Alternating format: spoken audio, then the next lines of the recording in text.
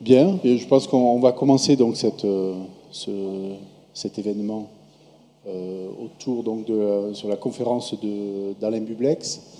Je suis très heureux et très honoré évidemment que Alain ait accepté de venir pour cette conférence dans le cadre de ce pluri-événement qui a lieu entre l'école d'architecture, le Palais de l'Europe, le tout chapeauté par Apollonia, sur cette thématique entre la ville et l'art et la ville, l'influence que peut ou que pourrait avoir un artiste sur la ville. Vous savez combien ces problématiques me sont chères ici au sein de l'école. Je pense qu'Alain Bublex est un des artistes qui illustre bien cette complicité à un moment donné que peut avoir donc un artiste avec la ville. Alors la ville en général, c'est on ne va pas dire le précaré, mais c'est représenté par les architectes et les urbanistes. C'est eux qui sont référencés ou c'est eux qui sont étiquetés comme les spécialistes de la ville. Évidemment, on ne peut pas le contester, et heureusement. Mais je pense que les artistes, à un moment donné, peuvent avoir leur mot à dire et doivent avoir leur mot à dire. Dans l'histoire de l'art, ça se vérifie. Les artistes ont eu leur mot à dire à la Renaissance, aux périodes baroques, aux périodes classiques. Voilà, et c'est une problématique qui, moi, m'a toujours été, m'a toujours été chère. Donc, l'occasion de cet événement permet de mettre ça en valeur, en lumière, de mettre un éclairage là-dessus. Et je pensais qu'il était intéressant qu'on puisse écouter un artiste donc, qui s'occupe à un moment donné de la ville et comment d'avoir un éclairage évidemment particulier sur cet aspect-là. Alors, Alain Bublex, il vous parlera mieux de lui-même, je pense. Ce que je peux dire, c'est que ça fait maintenant une trentaine d'années qu'il se penche sur ces choses-là, en venant du design industriel, en venant du design automobile, et évidemment l'automobile, lorsqu'on s'occupe d'automobile, on les fait circuler, et comment les fait-on circuler, sur quoi les fait-on circuler, et c'est peut-être des dérives comme ça qui amènent à l'urbanisme. Voilà. Donc je vais le laisser parler maintenant. Je pense que ce sera beaucoup plus intéressant que ce que je vais dire. C'est à toi. À moi. Bon, bonsoir. Donc du plan voisin au Grand Paris, il ne s'agit pas tout à fait uniquement de l'urbanisme de Paris, mais plutôt d'un parcours dans mon travail ces 10 dernières années, disons. Le plan voisin de Paris, c'est un plan qui m'avait beaucoup intéressé au début des années 2000 et avec lequel j'ai travaillé sur plusieurs expositions. Donc je vous le résume brièvement, bien que pour la plupart d'entre vous, vous le connaissiez déjà. Donc il s'agit d'un plan de réaménagement du centre de Paris que Le Corbusier commence à travailler dans les années 20, sur lequel il arrête de travailler à la fin des années 30, et comme on le voit à l'écran, sur lequel il se propose en fait de redessiner et reconstruire une grande partie du centre de la ville. L'idée, globalement, on le voit sur la maquette, c'est d'installer dans le centre, au nord de l'île de la Cité, une série d'immeubles qui deviendrait la cité d'affaires de Paris. La cité d'affaires, en fait, c'est pas véritablement une cité administrative, c'est-à-dire c'est pas le centre du gouvernement, mais c'est vraiment le centre économique de la capitale. Ce qu'il y a de particulier, je trouve, enfin, ce qui m'a toujours un peu surpris avec ce schéma, avec ce plan de Le Corbusier, c'est qu'il est de la part d'un architecte suisse, donc d'un architecte qui vient d'un pays fédéral. C'est un plan qui est hyper centralisé, en fait. C'est-à-dire qu'il place au centre de la capitale française le centre des commandes de l'économie en France. C'est-à-dire, d'une certaine manière, c'est hyper français comme idée, de mettre tout au centre comme ça. Et je trouve assez curieux que ce soit l'idée d'un architecte suisse. Et dans un premier temps, évidemment, ce qui me Ce qui m'a séduit ou intrigué, c'est parce que les deux vont de pair, c'est cette idée, enfin cette sorte de désinvolture comme ça qui visait à raser une bonne partie de ce qui nous paraît aujourd'hui totalement intouchable. En faisant ça, en fait, le Corbusier reconduisait simplement un plan qu'il avait dessiné d'une manière totalement théorique quelques années auparavant, qui était celui de la ville de 3 millions d'habitants. Donc là, on voit le centre de la ville de 3 millions d'habitants, donc l'hypercentre même, puisque au croisement des grandes avenues, il y avait une sorte d'aérodrome encadré de quatre tours. Et donc c'est ce centre-là qui est reconduit sur le plan voisin. L'idée, en gros, c'est une ville qui a les pieds dans un immense parc.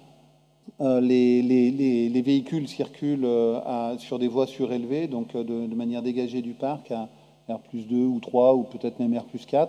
Et le sol, lui, est comme une forêt dans laquelle les piétons circulent librement, puisque tout est sur pilotis. Enfin, le Corbusier décrit tout ça très bien dans ses ouvrages. Le Paris qu'il veut détruire, en gros, c'est le Marais, et dans les années 20, c'est ce genre de paysage-là. Enfin, il veut le détruire. C'est pas tellement qu'il veut le détruire, c'est qu'en réalité, à ce moment-là, il faut le transformer. Une grande partie du centre-ville est totalement insalubre. Il y a de la tuberculose dans les années 20 dans Paris, et les rues sont encombrées, les bâtiments sont vétustes, et donc beaucoup seront rasés dans les mois ou dans les années qui viennent.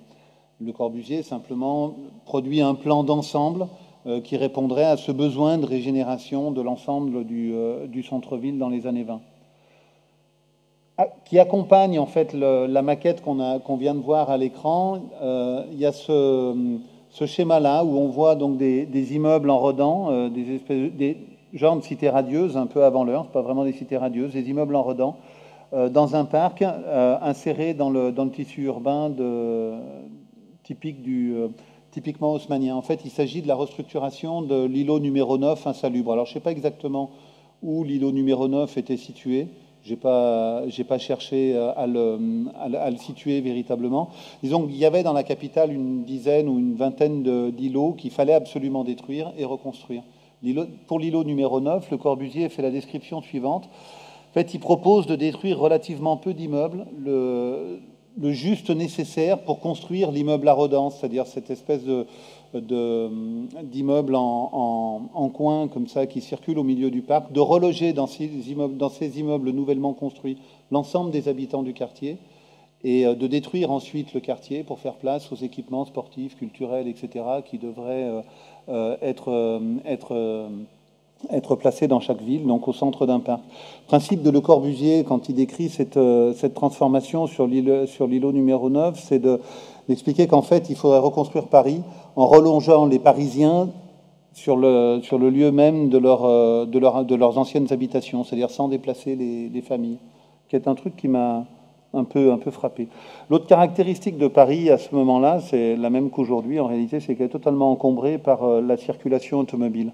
Le diagnostic que fait Le Corbusier, c'est que la circulation automobile, évidemment, s'engouffre sur les places circulaires qui avaient été construites par Haussmann du temps de la circulation hippomobile et qui se retrouvent totalement inadaptées. L'autre caractéristique, en fait, de Paris, selon Le Corbusier, c'est que toutes les voies y accèdent, mais aucune ne traverse la ville. C'est vrai pour les voies de chemin de fer, mais c'est aussi vrai pour les grandes avenues, pour les rues, etc. Le fait le plus marquant, par exemple, c'est que l'avenue la plus importante de Paris, celle qui vient de l'extérieur par les Champs-Élysées, traverse en fait la ville, enfin en tout cas les faubourgs de la ville par les Champs-Élysées, s'engage sur la Concorde, traverse en fait la voie des jardins qui sont ceux et aboutit dans un cul-de-sac qui est la cour carrée du Louvre. En fait, la voie triomphale de Paris traverse pas la ville, mais aboutit dans l'ancienne cour du château royal. Pour Le Corbusier, il y a une sorte d'absurdité. En fait, la grande voie qui traverse la capitale devrait la traverser et permettre d'accéder directement. Après, c'est à Strasbourg et de l'autre côté de Lille à Perpignan et à Biarritz. C'est-à-dire en fait quelque chose qui est très encore une fois très français, très gaulliste d'une certaine manière, hein, la France de Brest à Strasbourg, etc., dans les grandes dimensions comme ça, qui part tout droit vers Berlin et Moscou de l'autre côté. Bon, bref, là on est en 37 et le plan s'est singulièrement réduit. Vous voyez, il n'y a plus la vingtaine de tours qu'il y avait au départ, mais il n'y a plus que 4 tours cruciformes qui serait censé abriter donc l'essentiel des grandes entreprises françaises. Et les grandes circulations sont des avenues qui sont tracées directement, comme l'avait fait Haussmann en fait une cinquantaine d'années plus tôt, tracées directement dans le tissu urbain, mais cette fois totalement rectilignes, et donc partent à partir du centre économique de la France dans toutes les directions, vers chaque coin du pays. Alors l'autre des grands îlots insalubres à retravailler, c'est l'îlot numéro 1, dont on voit là l'état futur, qui n'a en réalité jamais été construit. L'îlot a bien été détruit, mais ce qui a été construit à la place, c'est le centre Georges Pompidou. Donc cette transformation qui était en cours au moment où Le Corbusier pensait au plan voisin, s'est bien en partie effectuée, mais évidemment pas avec les bâtiments que Le Corbusier prévoyait là. Donc l'autre grand secteur insalubre et qui devait être transformé, c'est les Halles, et ce qui a été construit à la place, c'est ça, donc le Forum des Halles de Vasconie. Ces deux images, en fait, pour simplement montrer que ce qui nous paraît aujourd'hui totalement absurde dans le plan voisin l'est à demi, d'une certaine manière. C'est-à-dire que les transformations dans ce secteur-là de Paris ont quand même été faites, et de manière plus importante que celle qu'on imagine a priori. On voit là, juste derrière le Forum des Halles, des bâtiments d'habitation modernes. Il y a toute une série d'habitations à côté de Beaubourg. Un gros secteur, c'est le quartier de l'Horloge, qui sont des immeubles tout à fait récents, insérés dans le tissu urbain. Bref, donc le Corbusier, qui s'opposait à la défense avant qu'on la construise, et à la construction des grands ensembles avant même qu'on y pense, lui a arrêté de travailler assez rapidement assez rapidement si on veut, il y a travaillé, disons, pendant une petite vingtaine d'années, sur le plan voisin, et il nous laisse de son grand plan d'aménagement finalement que des croquis, quelques exemples du centre-ville, l'îlot numéro 9, donc avec une méthode pour poursuivre les travaux, et ce croquis-là où on voit le plan de 37 au nord de l'île de la Cité, et en grisé les quartiers qui seraient à conserver, puisqu'ils comportent un certain nombre de bâtiments anciens et de monuments historiques, donc auxquels il ne faudrait pas toucher. Le Corbusier insiste toujours bizarrement, bizarrement parce finalement on l'oublie aujourd'hui, sur l'idée que ce plan en réalité n'est pas un plan de transformation de Paris, mais de sauvegarde du Paris historique. Sa vision des choses dans les années 20 et dans les années 30, c'est que la circulation automobile et les transformations qui sont apportées au centre de Paris vont finir par détruire ce qui fait la qualité architecturale du centre de la ville. Et l'idée pour la préserver, en fait, est de la moderniser. C'est-à-dire en préservant, on isole d'une certaine manière une partie du centre qui serait à conserver, et on change ce qui ne le mérite pas. Mais c'est en gros ce qu'on fait avec les musées. C'est-à-dire avec les musées, on prend des objets dont on pense qu'on devrait les garder, on les garde. Ça permet aussi de bazarder tous les trucs dont on pense qu'il ne faudrait pas les garder. C'est vraiment la caractéristique d'un musée, sauf que là, ça ne se fait pas à l'échelle d'un bâtiment et sous une vitrine, mais à l'échelle d'une ville. Bref, ce qui m'a intéressé, en fait, c'est ce décalage entre ce que j'imaginais être le projet dans ce qu'il a d'inacceptable au départ, et puis ce que j'en ai lu et ce que j'en ai compris au fur et à mesure où j'avançais, mais aussi le décalage entre l'ampleur de la tâche à accomplir et le croquis sur lequel Le Corbusier s'arrête, qui est finalement assez peu défini. Et j'ai eu l'impression qu'il était possible de reprendre le travail de Le Corbusier là où il le laisse, d'une certaine manière. C'est-à-dire, il l'abandonne avec ce croquis, et de le prendre au sérieux et de poursuivre le croquis à partir de cet état-là. La première des choses donc, que j'ai fait, c'est de redessiner un plan de Paris pour avoir l'ensemble des rues aujourd'hui. Et à partir de ce plan de Paris, placer donc le centre administratif, la cité d'affaires que Le Corbusier dessine, la dernière en fait, avec les grands axes que Le Corbusier dessine en 37. Donc voilà à peu près le schéma. Et ensuite, de trouver en gros, d'essayer de repérer les quartiers à préserver au mieux, et puis en bleu très clair, l'ensemble des bâtiments historiques répertoriés par la PUR, donc les choses qui sont les monuments qui sont répertoriés aujourd'hui comme intouchables. Ça donnait un peu la zone dans laquelle il allait falloir travailler, en étant plus précis que Le Corbusier l'avait été. Les tâches grenat foncé, enfin lit de vin, sont les cimetières. J'ai imaginé qu'on ne toucherait pas non plus aux cimetières si on se lançait dans un plan de cette envergure. Ensuite, j'ai dessiné le quadrillage des rues que Le Corbusier propose. En fait, bon, je les ai tous placés parallèles à l'avenue qui allait de Brest à Strasbourg. Je ne sais pas si c'est celle que Le Corbusier aurait choisie, mais ça me semblait relativement logique. C'est un quadrillage de rues c'est des avenues surélevées, donc, qui sont posées sur des pilotis, qui se croisent à intervalles réguliers tous les 200 ou 400 mètres. Enfin, depuis, j'ai complètement oublié la distance. Mais enfin bon, qui se croisent à intervalles réguliers avec des espèces d'échangeurs comme ça et qui sont censés séparer définitivement la circulation automobile de la circulation piétonne, libérer le sol de la ville des automobiles et faire en sorte en fait que la circulation des automobiles ne soit plus un problème dans le centre des villes. Ensuite, j'ai retravaillé un peu cette grille qui me paraissait absurde compte tenu des dénivelés de Paris, en essayant de faire en sorte qu'elle puisse, par exemple, monter Montmartre, monter Montparnasse, ne pas s'attaquer plein but sur les coteaux de Belleville, mais essayer au contraire de suivre en gros les courbes de niveau. Et j'imagine que c'est ce que Le Corbusier aurait fait aussi. Enfin, ça, je ne suis pas très sûr, parce que là, je brode à partir de ce qu'il aurait fait. En dessinant tout ça, en fait, j'ai pensé que même si on avait choisi de le faire, on ne serait jamais allé au bout du projet. C'est-à-dire qu'il y a une sorte d'épuisement quand on se lance dans ces grands travaux comme ça. Il faut détruire la moitié de la ville, construire des trucs et tout. C'est difficile, les gens résistent.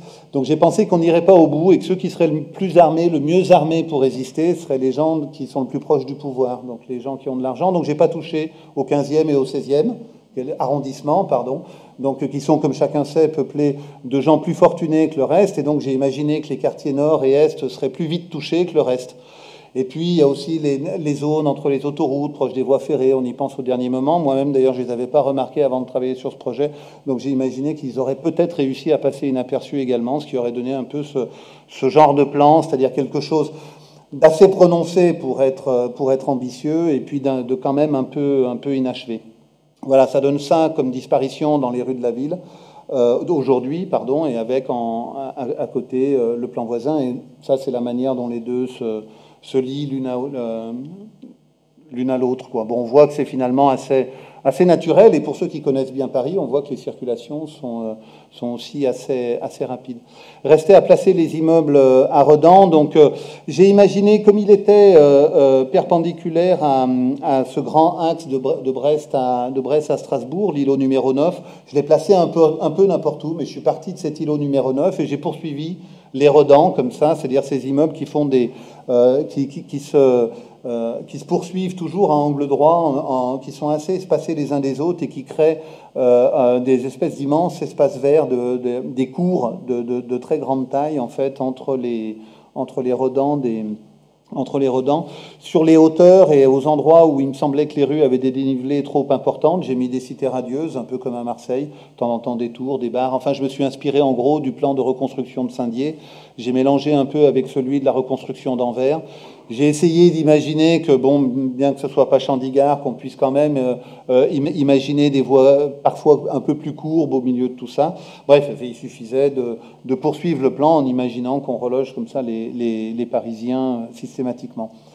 Bon, l'ensemble des monuments historiques de Paris ne suffisait pas à accueillir toute l'activité administrative et commerciale. J'ai donc dessiné toute une série de petits immeubles en bleu plus foncé qui sont des prisons, des hôpitaux. Enfin, à chaque fois qu'il y avait un hôpital aujourd'hui sur le plan de Paris, j'ai dessiné à la place une sorte de grand machin moderne qui permettrait de mettre tout ça dedans. J'en ai profité pour reconstruire les trucs qui avaient été effectivement construits, comme Jussieu ou des universités, des hôpitaux modernes, etc. Et puis, bon, il fallait parsemer le tout d'écoles primaires, publiques, maternelles, des choses comme ça, des lycées. Ensuite, le parc, le grand parc, donc, c'est cette zone totalement verte dans laquelle il y a des stades et des cheminements piétonniers qui permettent de passer sous les immeubles et de rejoindre d'un point à l'autre de la ville sans jamais traverser de voies automobiles, et en même temps en ayant toujours cette atmosphère extrêmement arborée qui était celui du dessin, vous l'avez vu tout à l'heure, avec ces terrasses comme ça qui dominent les forêts, avec les grandes tours qui dépassent.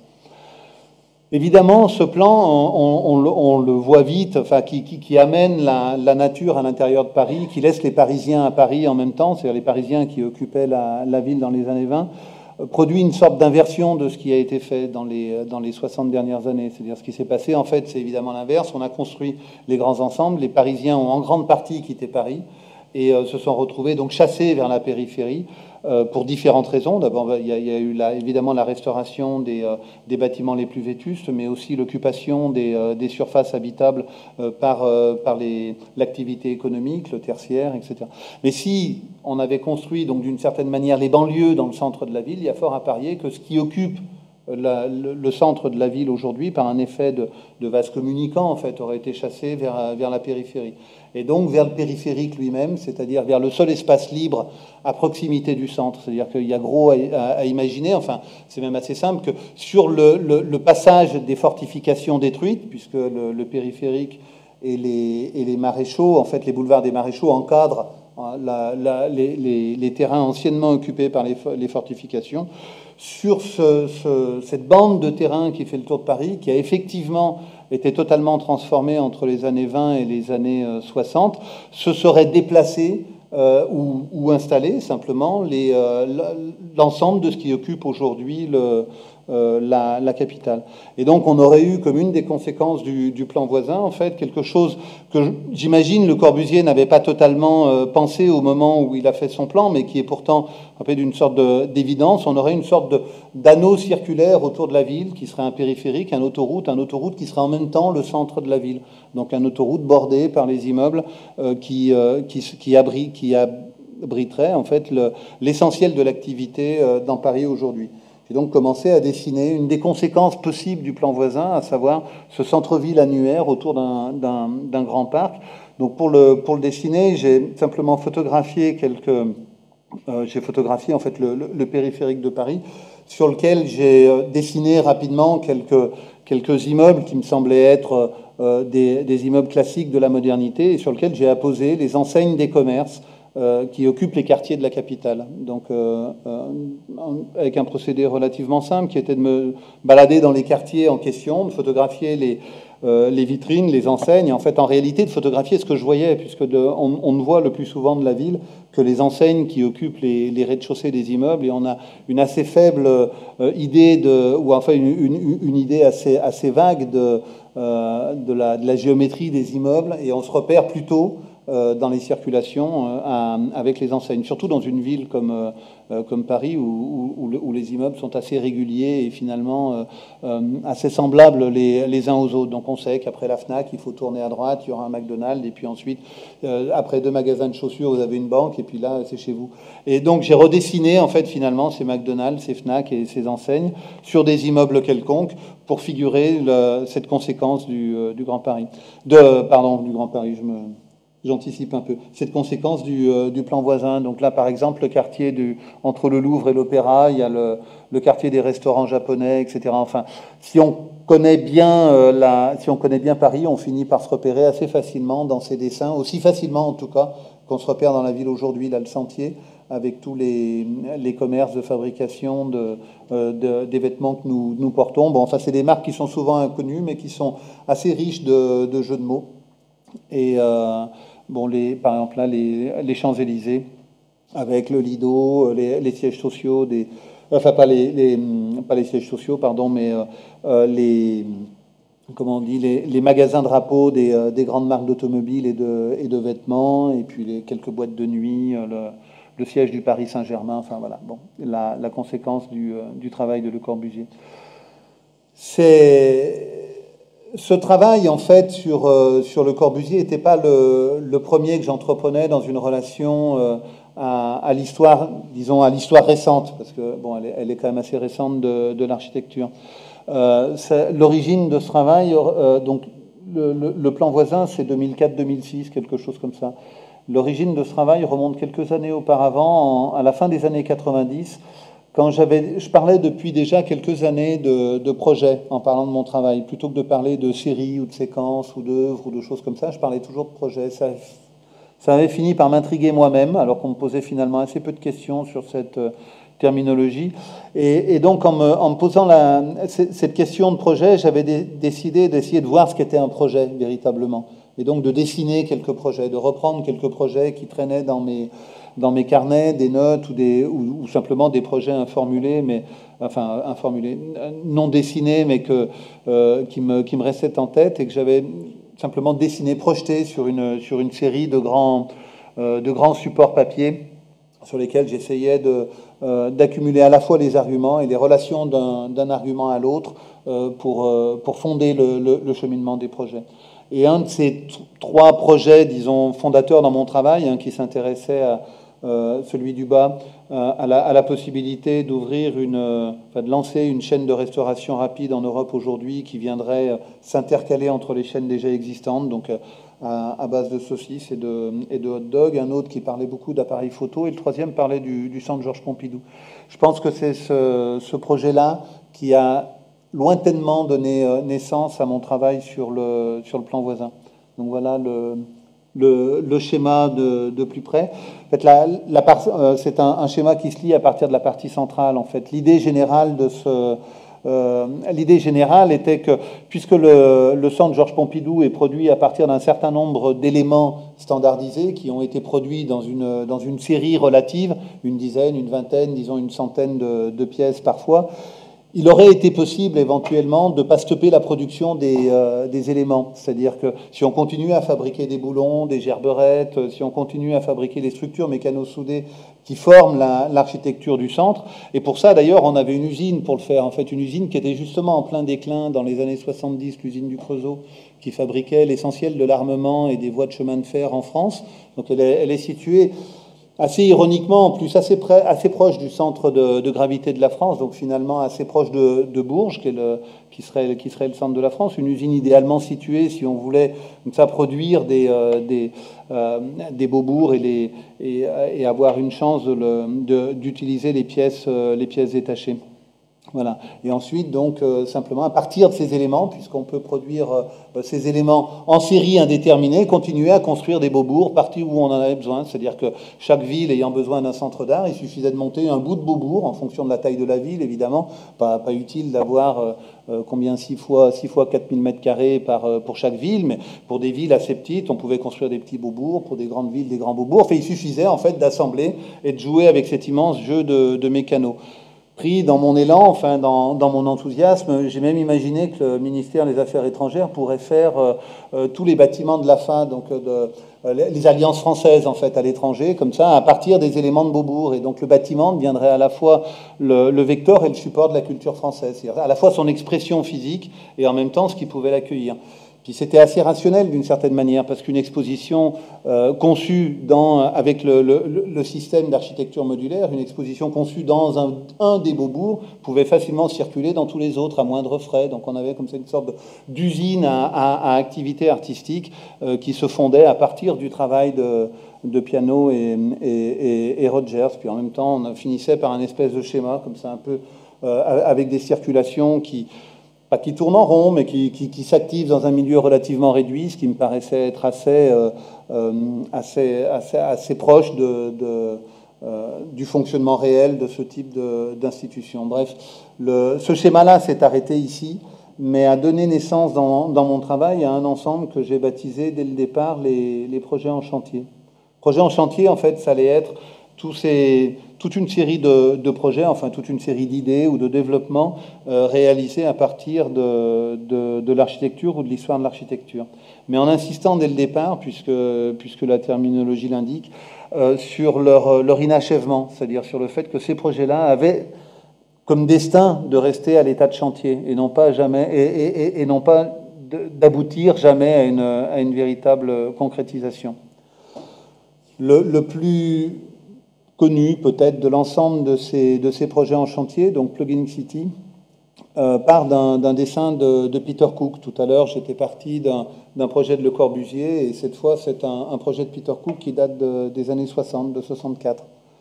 Le problème de la conférence, c'est qu'elles sont un peu inversées. Le travail avec Peter Cook et Plugin City est antérieur au travail avec Le Corbusier, antérieur de plusieurs années. Je commençais à travailler avec Peter Cook à la fin des années 90, je crois 98, 99, quelque chose comme ça. Bon, le projet, vous le connaissez sans doute. En gros, c'est l'idée d'une ville qui serait comme un grand échafaudage sur laquelle, c'est la structure verte en diagonale, sur laquelle viendraient se connecter des petites cellules standardisées qui formeraient à la fois les habitations et les différents services qu'on peut trouver dans une grande ville aujourd'hui. Donc les habitations, en fait, seraient composées d'une série, c'est ce qu'on voit sur les espèces de pyramides inversées, les habitations seraient composées de petites cellules qui viendraient se connecter les unes aux autres.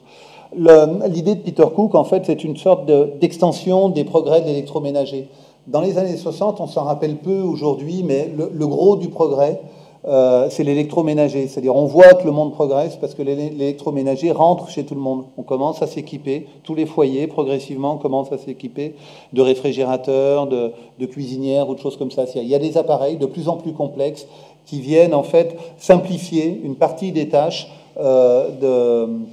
de l'habitation. Ces appareils sont de plus en plus complexes et ont de plus en plus de fonctions intégrées. C'est-à-dire, par exemple, le congélateur et frigo, la cuisinière a un four, etc., etc. Et à terme, en fait, bien des années plus tard, mais on va voir apparaître des cuisinières fours lave-vaisselle. Les canapés deviennent lits, les tables basses deviennent tables hautes, etc. C'est-à-dire, les objets se complexifient et intègrent progressivement les fonctions. L'idée de Peter Cook, c'est Peter Cook perçoit ça un peu peut-être plus tôt ou de manière plus enthousiaste que les autres, et il imagine que les pièces vont englober, l'électroménager va englober la pièce. En gros, on n'aura pas un frigo dans une cuisine, mais on aura une cuisine qui a un frigo. Quand la cuisine est en panne, on change de cuisine et on en connecte une autre. Mais c'est assez drôle finalement, parce qu'on peut penser, et on le voit dans le design des années 60, le lit qui intègre en fait les tables de nuit avec les lampes, etc. Et là, on a une chambre qu'on vient connecter à une cuisine et ça fait une sorte de studio. Et puis, on a un conjoint, on rencontre quelqu'un, donc on peut connecter une nouvelle pièce qui sera une sorte de chambre, de pièce commune, une salle à manger, et puis une nouvelle pièce vient se connecter. Ça sera une chambre pour un enfant. L'enfant part avec sa chambre, va la connecter à un nouveau studio. Et on imagine comme ça une ville totalement souple et modulaire, dans laquelle les pièces sont à la fois interchangeables, mais accompagnent aussi le déplacement des habitants. C'est, je pense, qui est symbolisé par les grues qui déplacent comme ça continuellement dans cette ville, comme un espèce d'immense jeu de Lego, les pièces et les éléments modulaires qui viennent structurer, ou enfin en tout cas faciliter, avec des guillemets, la vie des habitants. C'est évidemment un truc qui a jamais été essayé, et le projet a été d'une certaine manière rangé, classé dans le tiroir des utopies, et pourtant on peut dire qu'il a une forme de descendance avec les bungalows qui sont produits et qui sont aujourd'hui utilisés sur les grands chantiers de construction. Les bungalows ont effectivement exactement les mêmes caractéristiques que les cellules que proposait Peter Cook. C'est-à-dire c'est des volumes qui sont habitables, qui sont produits de manière standardisée et qu'on vient simplement connecter à la ville aux endroits où on en a besoin. C'est-à-dire on branche quand on en a besoin, un bungalow à la ville, et on l'utilise de cette manière-là. Donc il est standard, on peut le remplacer, le changer par un neuf, etc.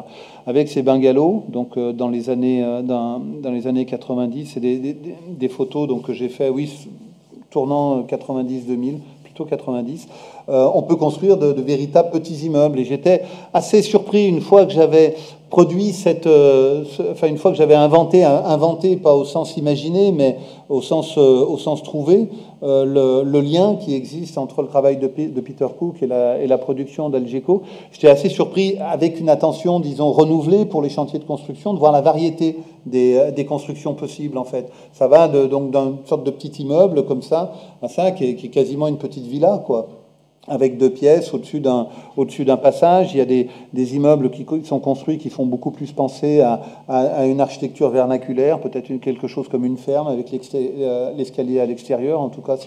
Et puis une sorte de grand balcon, c'est quelque chose qu'on voit beaucoup dans le sud de la France. Et puis parfois des immeubles beaucoup plus grands, qui sont pas loin de faire penser à de l'architecture moderne, en fait. Quand on a plusieurs bâtiments les uns à côté des autres, on s'aperçoit que ça devient une sorte de quartier, comme ça.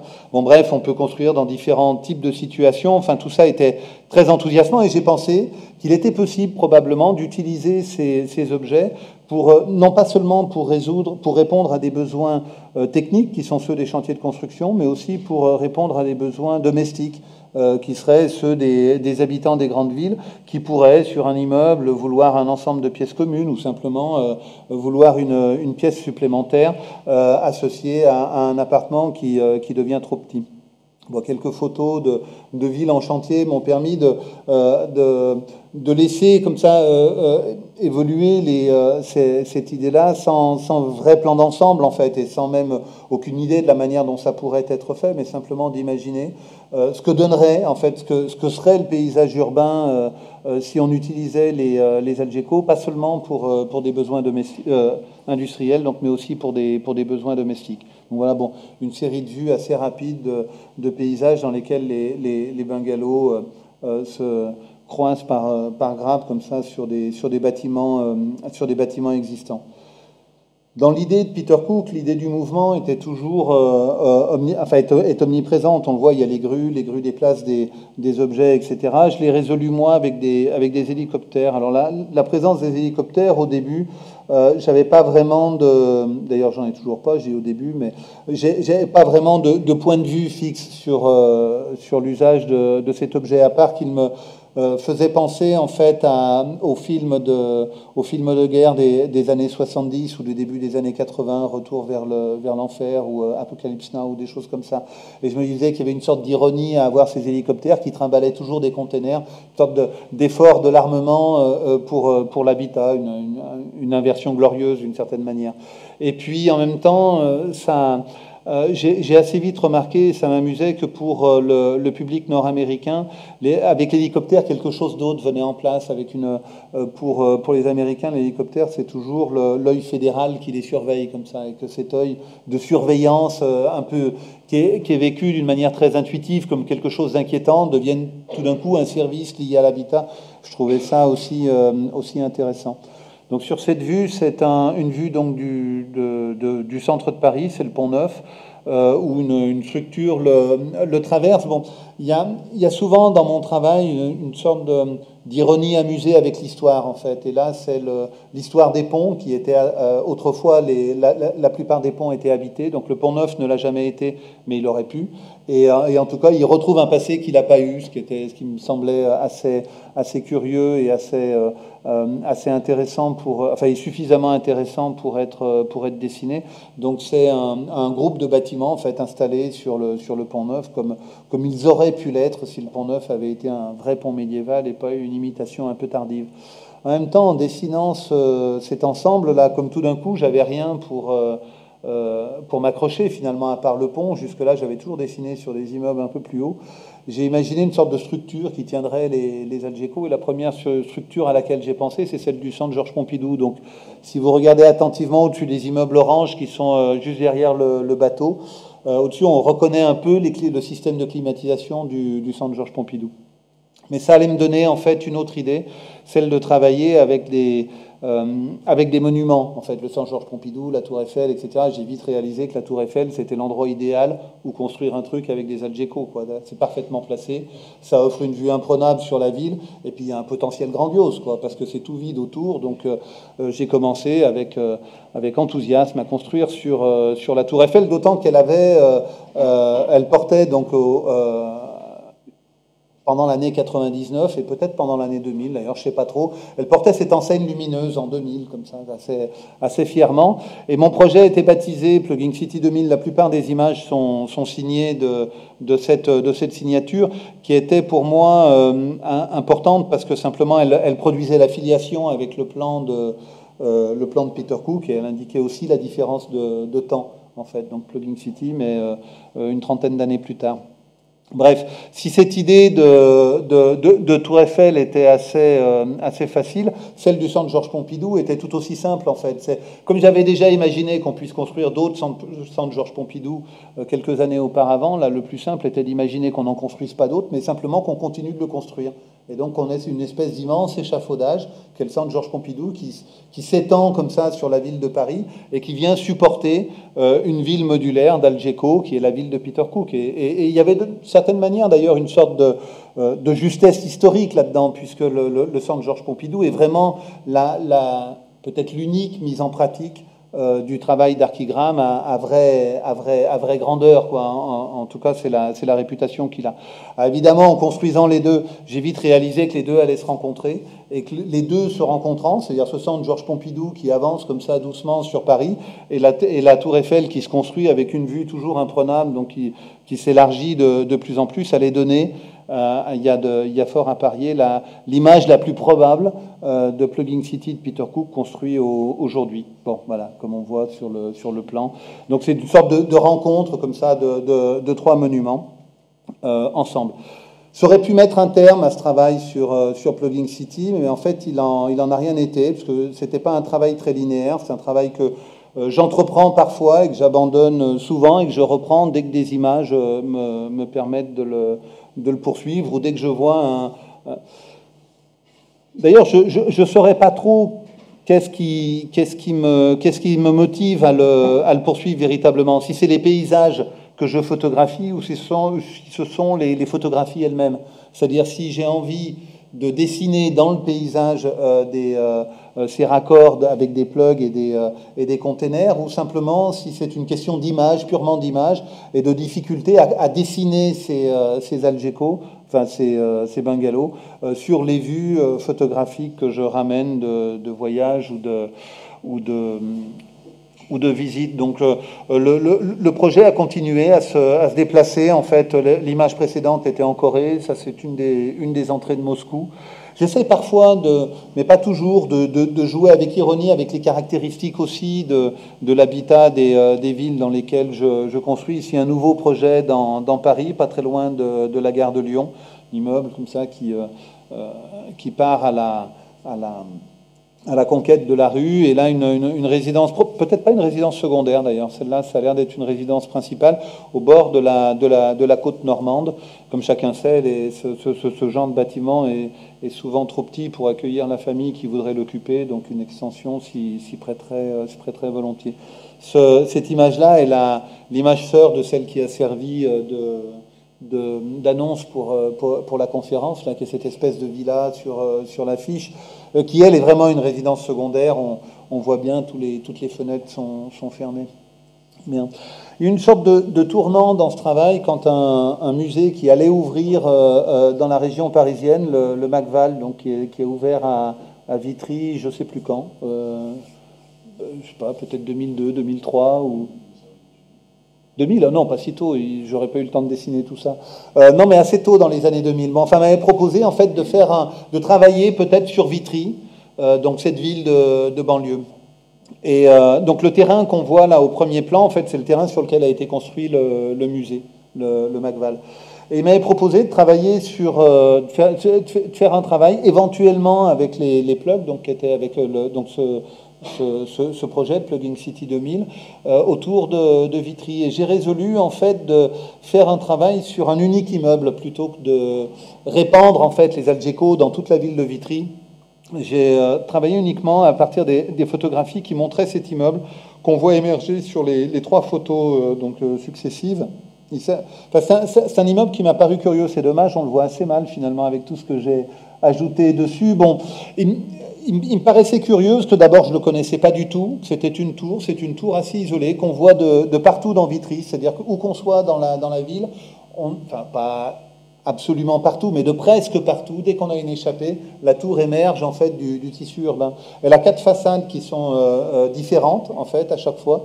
Les façades sont marquées par des gros piliers comme ça qui font de l'angle, et le rythme des balcons et la manière dont sont faits les balcons est à chaque fois différent. Moi en fait ça m'a vraiment fait penser à de l'architecture brutaliste, peut-être quelque chose de japonais. En fait elle s'appelle la tour Robespierre. Donc bien nommé pour une ville de banlieue comme ça. Et j'ai décidé de centrer en fait mes dessins autour de cette tour, d'une certaine manière pour peut-être pas révéler la présence, parce que ça me paraît un peu curieux de dire ça, mais il m'a semblé que la tour était une sorte de monument à Vitry. C'est-à-dire qu'elle est à la fois omniprésente, on la voit de partout, et d'une certaine manière tout le monde l'ignore, et presque elle s'ignore elle-même. Un peu de la manière dont la ville de banlieue s'ignore elle-même à proximité de la grande ville. Un peu comme si Vitry, en fait, dans la proximité de Paris, disparaît sous son propre regard. Et de la même manière que Vitry disparaît sous son propre regard, la tour elle-même est invisible pour les habitants. Et tous les gens avec qui j'en ai parlé, que ce soit des gens qui travaillaient dans le musée alors que le musée se construisait en face et qu'ils habitaient ils travaillaient dans des locaux provisoires qu'ils avaient vus sur la tour, l'avaient absolument pas remarqué. Et pourtant, cette architecture est vraiment particulière. Mais en même temps, ce travail sur cette tour avec ces dessins-là a produit une sorte d'inversion dans le projet de Plugging City. C'est-à-dire que si jusque-là, les images étaient des images de fond, c'est-à-dire des photographies que je prenais avant tout parce qu'elles allaient me permettre de dessiner dessus, avec ce projet, c'est les photographies qui reviennent d'une certaine manière au premier plan. C'est-à-dire que la séquence que j'ai livrée au Macval faisait assez nettement référence à un travail d'un photographe américain, je ne sais pas si vous connaissez, qui s'appelle Joel Meyerowitz, qui est un des pionniers de la photographie de paysage en couleur aux États-Unis, qui est un de ceux qui ont fait la bascule en fait entre la photographie couleur et la photographie noir et blanc. Donc les trois photographes qui ont produit cette bascule-là, c'est Stephen Shore, donc avec une grande campagne de photographie faite pendant les vacances, Meyerowitz avec un ensemble de photographies avec un appareil ancien, notamment au Cape Cod, qui est une région de villégiature pas très loin de Boston, très connue pour avoir accueilli de nombreux peintres dans les années 30 et avoir été le coin où les Kennedy prenaient leurs vacances. Et puis Ecclestone qui a photographié la vie suburbaine américaine en couleur également. Avant cela, la photographie était noir et blanc. Après ça, la photographie est devenue couleur. Bref, Meyerowitz a fait un travail remarquable sur Saint-Louis qui s'appelle The Arch, qui est une série de photographies de la ville de laquelle, en fait, on voit toujours l'Arche de Saint-Louis. Bon, l'Arche de Saint-Louis est aussi méconnue en France que la Tour Eiffel est connue. C'est un des monuments les plus connus des États-Unis, pratiquement un des seuls monuments des États-Unis. Donc c'est une arche qui est à Saint-Louis, Missouri, qui est l'endroit où tous les convois de chariots se formaient pour la conquête de l'Ouest. C'est un bâtiment de probablement Alvar Aalto, ou enfin Saarinen, voilà, j'allais dire, ou un nordique du même genre. Donc c'est une immense arche qui finit par être très très fine, qui disparaît presque dans le ciel. Et à cet endroit-là, en fait, il y a une sorte de petit truc panoramique. Bref, Saint-Louis the Arch par Meyerowitz, c'est des photos de ville dans laquelle toujours on voit l'arche. Et j'avais cette espèce de parallèle avec des photos de Vitry, bon, qui est un parallèle moins grand et moins vaste, mais à partir desquels on voyait toujours cette tour. Bref, les photos, en fait, qui reviennent au premier plan à travers les plugs, ça m'a donné l'occasion d'une autre expérience, à l'occasion d'une invitation, cette fois aux États-Unis, à travailler à Houston, au Texas, pour produire une exposition sur place. Donc, il voulait aussi faire une exposition, il voulait faire une exposition avec Plugging City, mais on avait pensé la faire à partir de pièces qui seraient produites à Houston. Et donc, j'ai produit 3 films sur place, dont un film assez long, qui est composé d'une série de vues de la ville, en fait. C'est comme une sorte d'inventaire des paysages urbains de Houston, dans lequel les hélicoptères et les plugs sont plus qu'une sorte d'anecdote ou de fil comme ça qui permet de coudre ensemble les paysages, mais qui cette fois ne viennent qu'en arrière-plan de la série d'images en fait produites, qui elle est plutôt en relation avec l'état de l'urbanisme à Houston au moment où j'ai fait ces images, et évidemment avec la photographie de paysages nord-américaines. Donc la plupart de ces images, enfin pas la plupart, mais un certain nombre de ces images font allusion ou rendent hommage en fait à la photographie de paysages nord-américaine. Donc vous pouvez probablement reconnaître certains des auteurs. Bref, chaque fois il y a parfois un hélicoptère, parfois un peu plus de construction. Bon, je ne vais pas vous parler longtemps de la ville de Houston, mais c'est une ville très typiquement nord-américaine, plus typiquement peut-être encore que toutes les autres, parce qu'elle a toujours été un peu anodine, un peu à l'écart en fait des grandes villes vues. C'est-à-dire quand on pense aux États-Unis, on pense évidemment à New York, à Chicago, San Francisco, Los Angeles, etc. On peut penser évidemment, je ne sais pas, à Boston, à Denver, à Columbine, à n'importe quoi, mais à Houston, on n'y pense jamais, alors que c'est quand même la 3e ville du pays. C'est une ville donc qui vient juste après Los Angeles, c'est Los Angeles, New York ou New York, Los Angeles, et derrière c'est Houston, plus grande que Chicago. C'est une ville absolument immense, mais qui est une ville presque intégralement pavillonnaire. Donc il y a cette espèce de centre-ville qui est planté comme dans un champ. À proximité du centre-ville, il y a un premier anneau qui est un anneau extrêmement défavorisé dans lequel vivent des gens qui n'ont pas eu les moyens de partir. Et autour de la ville et de plus en plus loin vivent les populations les plus en plus riches. Bon, bref. Donc une série de photographies qui font état de ces paysages urbains, de ces restructurations, comme par exemple avec la mode des lofts. Et de la vie urbaine, entre guillemets, c'est-à-dire quelque chose dans quoi les Texans projettent beaucoup actuellement, enfin, ou en tout cas projetaient beaucoup à ce moment-là. Ils sont mis à construire des lofts, mais des bâtiments industriels rénovés, mais comme il n'y avait jamais eu d'industrie à Houston, ils produisent des faux bâtiments industriels rénovés. Donc c'est le bâtiment qu'on voit là derrière nous. C'est une fausse usine en briques qui est construite toute récemment et qui donc abrite des lofts pour des trendy urbains qui veulent vivre dans un loft alors qu'il n'y en avait pas. Bon bref, un truc un peu curieux. Bon là d'autres, l'arrière des mêmes bâtiments qui eux pour le coup ont l'air franchement industriels, et le centre-ville qui émerge derrière, et puis là c'était d'autres type de photographie. Ce qui m'a beaucoup surpris, en fait, c'est la quantité et les dimensions des constructions en bois. En fait, tout ce qui n'est pas une tour est construit en bois dans ce coin-là, avec un type de construction qui est un bungalow. Ici, une résidence principale assez vaste de la grande banlieue. Donc là, on peut être à plusieurs dizaines de kilomètres du centre-ville. Bref, dans ce travail-là, en fait, les hélicoptères, les plugs, etc., toujours présents, en fait. Et donc c'est une projection, c'est une vidéo, donc c'est une projection diapo, voilà. La sonorisation enfin le son qui accompagne les images fait apparaître constamment les bruits des survols d'hélicoptères au-dessus de la ville, ce qui donnait à l'exposition, particulièrement au Texas, un caractère tout à fait inquiétant, le survol donc de l'œil fédéral comme ça du FBI qui est là, qui apporte des containers et qui surveille tout le monde. C'était assez amusant. Et cette remise de la photographie en fait au premier plan a accompagné en plus avec le développement et pour moi l'intérêt pour la photographie du numérique, une sorte de campagne photographique permanente, c'est-à-dire chaque fois que je me rends quelque part, je commence à photographier d'une manière totalement systématique les endroits dans lesquels je me trouve, et d'autant plus que ces photographies commençaient à être utilisées en grand nombre dans mon travail. Le diaporama de Houston, je ne sais plus combien il y a de photos, mais entre 4 et 600, quelque chose comme ça, j'y suis resté 3 ou 4 jours. Donc ça, voilà. Et là, j'ai passé à un moment donné pour une autre exposition 8-10 jours à Séoul, en Corée. Donc c'est une vue de Séoul en Corée. Séoul, j'étais beaucoup plus perdu qu'aux États-Unis. En fait, bon, évidemment, je comprends pas la langue, je sais pas lire l'alphabet, et j'y étais pour peu de temps, donc je n'avais pas eu le temps de vraiment me familiariser avec rien. Je me déplaçais essentiellement en métro.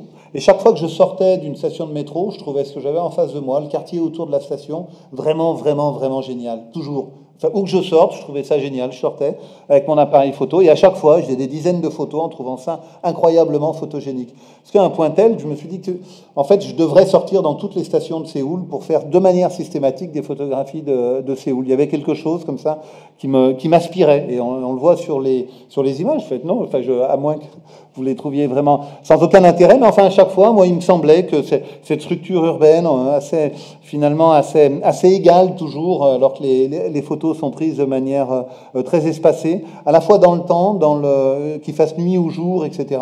Il y avait toujours quelque chose de très photogénique, qui me rappelait beaucoup de choses que j'avais vues ou que j'avais envie de voir. Et je suis rentré à Paris avec cette idée, en fait. Et j'ai réalisé que, et puisqu'on en parlait beaucoup à ce moment-là, que je ne connaissais absolument pas le Grand Paris, dont moi aussi je parlais tout le temps, comme tout le monde, dans notre milieu d'une manière très, très générale. J'ai réalisé que non seulement je ne connaissais pas le Grand Paris, mais qu'en même temps, le Grand Paris, d'une certaine manière, m'orientait, en fait.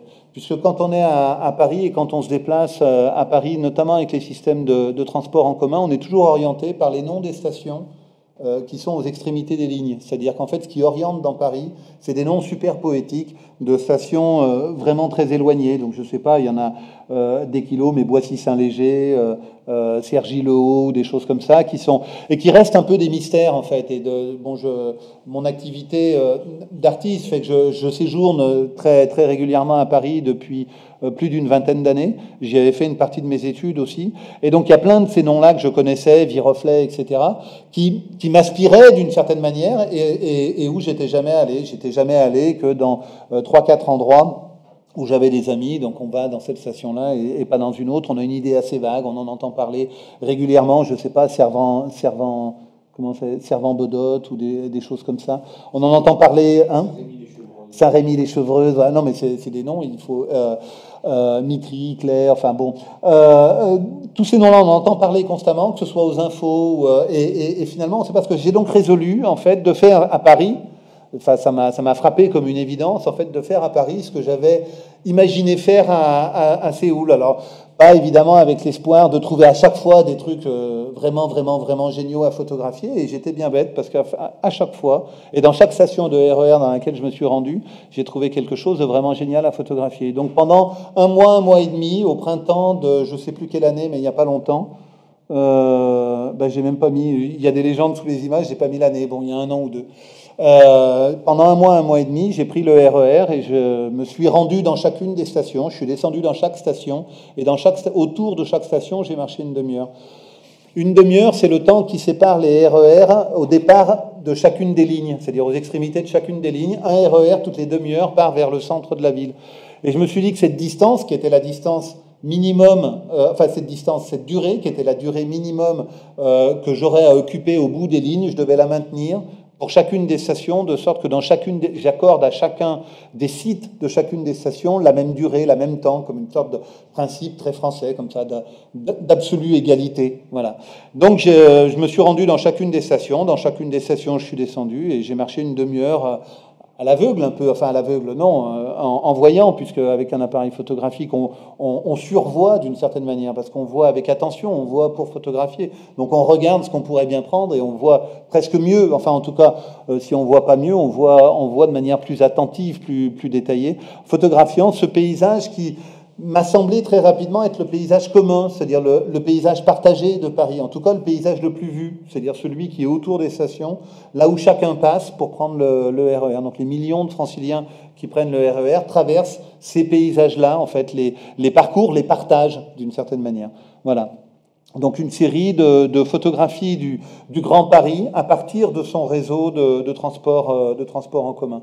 L'autre avantage pour moi dans cette idée-là, qui est maintenant non plus une idée de jeu d'image entre le paysage et l'architecture et l'histoire de l'architecture, mais aussi un jeu de renvoi ou de commentaires fait à la photographie d'inventaire, en fait, c'est que ce dispositif-là me permettait de donner dès le départ à la fois l'amplitude de ce qui allait être photographié et en même temps le hors-champ de la photographie. C'est-à-dire qu'évidemment, en se déplaçant une demi-heure autour de chacune des stations de RER, ça ne permet pas de voir tout Paris, ça permet de voir Paris d'une manière égale, d'une certaine manière, entre le centre, les quartiers d'affaires, parce qu'évidemment, il y a aussi des stations de RER plein centre-ville, ce qui fait que finalement, même les grands monuments sont accessibles à la photographie, les quartiers haussmanniens, les quartiers luxueux, parce que je n'avais pas réalisé, mais en fait, les quartiers riches sont mieux desservis que les quartiers pauvres, ce qui est une sorte d'ironie cruelle pour cette ville.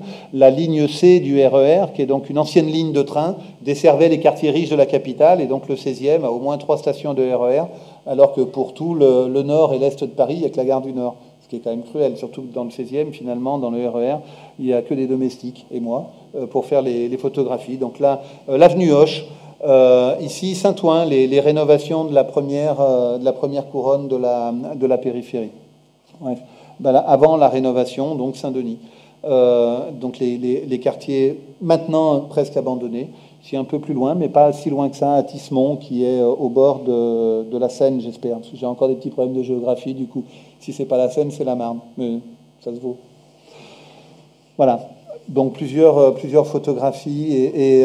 Donc, parce que une chose, en fait, me semble toujours importante avec la photographie à rappeler, c'est qu'évidemment, toute photographie vaut pour son champ, c'est-à-dire pour l'ensemble des signes qui sont organisés dans l'image, et c'est ça le travail du photographe, mais vaut aussi pour tout ce qui est en dehors de l'image, c'est-à-dire pour tout ce que le photographe n'a pas décidé de mettre à l'intérieur de l'image. C'est-à-dire qu'une image met toujours deux vérités, ce qui est à l'image et ce qui n'y est pas, ce qu'on a volontairement enlevé. Le photographe coupe véritablement dans le paysage, isole à la manière d'un chimiste un certain nombre d'éléments qui vont produire du sens. En fait, c'est une réduction du paysage pour faire une expérience de ce paysage-là, mais il ne faut jamais oublier que ce paysage n'est qu'une réduction d'un ensemble qui est forcément plus vaste et qui aurait pu, par exemple, trahir l'impression qu'on a à l'image. Par exemple, ici, une vue tout à fait romantique et acceptable d'un grand ensemble qui cache, évidemment, ce qui était hors champ de l'image, ce que j'y ai pas mis, qui sont peut-être un parking avec 3 dealers ou les encombrants qui sont posés par terre ou n'importe quoi d'autre, ou des jeux pour enfants qui ne me plaisaient pas. Enfin, là, on a une vue qu'on peut penser idyllique ou à l'inverse, une vue qu'on peut penser d'une manière assez différente. Voilà, donc je crois qu'on arrive quasiment, oui, au terme de la présentation de ce travail, en ayant passé un moment, en fait, plutôt une durée dans mon travail entre 2004 disons les années 2000, autour des questions qui m'intéressent autour du paysage et de l'architecture, en passant du plan voisin au Grand Paris. C'est fini.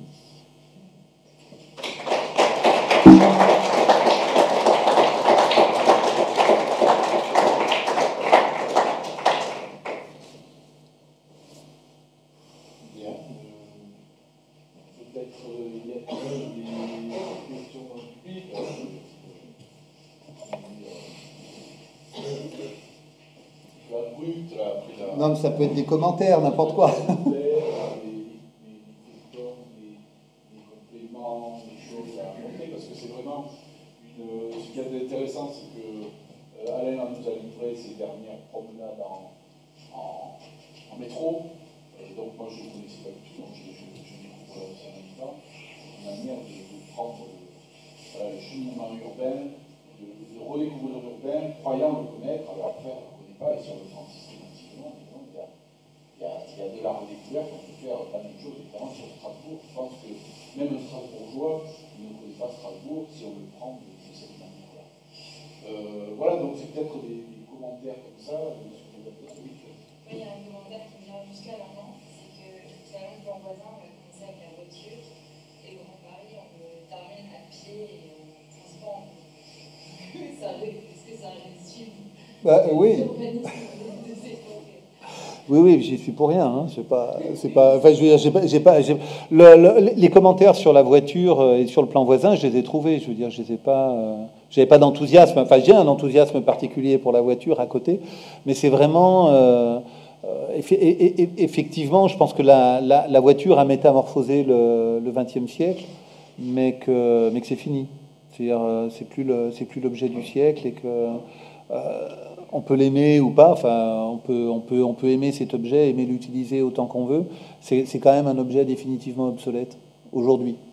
Et je pense que son obsolescence apparaîtra d'une manière de plus en plus évidente dans les décennies qui nous suivront. Là, ça peut être très lent.